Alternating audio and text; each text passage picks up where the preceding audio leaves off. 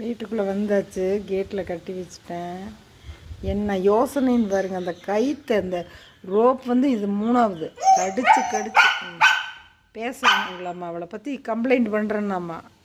கவுத்தை கடிச்சு இழுத்து கடிச்சு வச்சிங்கன்னா சொல்லாமே இருப்பாங்க. சொல்லாமே இருப்பாங்க.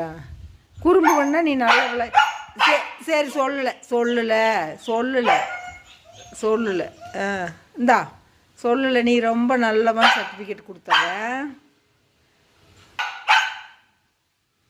பாருங்க எப்படி திட்டுது நீ.